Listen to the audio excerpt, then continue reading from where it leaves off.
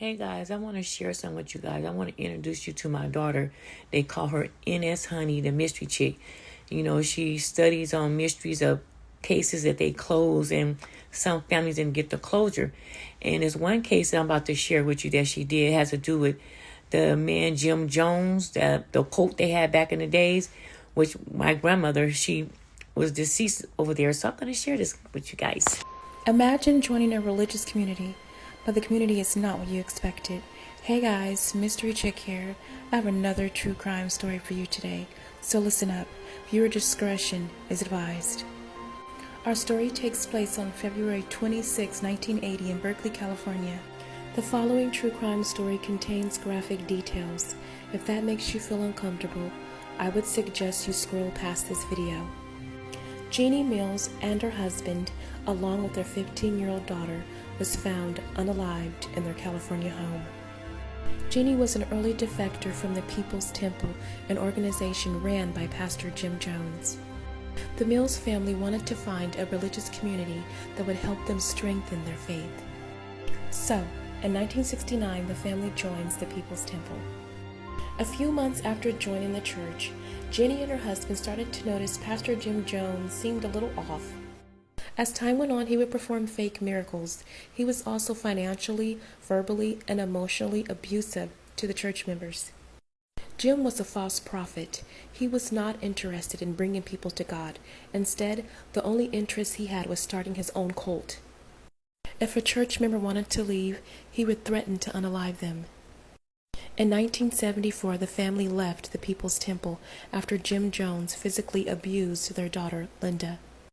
After leaving the People's Temple, Jenny and her husband co-founded an organization called Concerned Relatives of the People's Temple.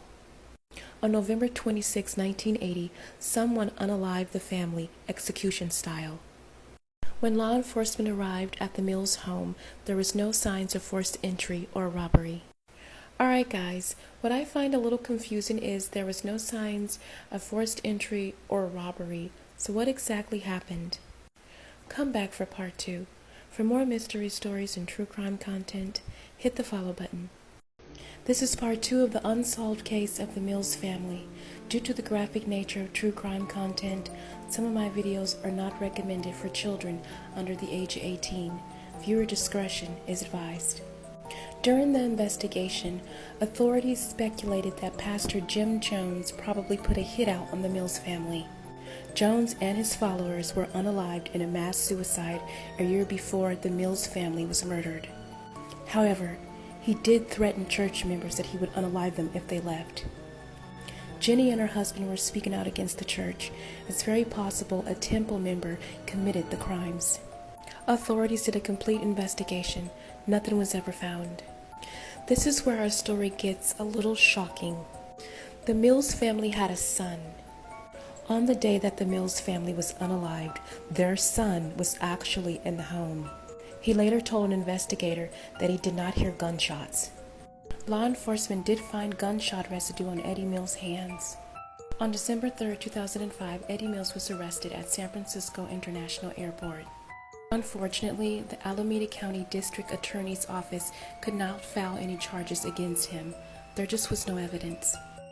Eddie now lives in Japan with his wife and his 2 kids. The Mills case is still unsolved. I think that Eddie was brainwashed into unaliving his parents. What are your thoughts? Leave a comment in the comment section. For more mystery stories and true crime content, hit the follow button.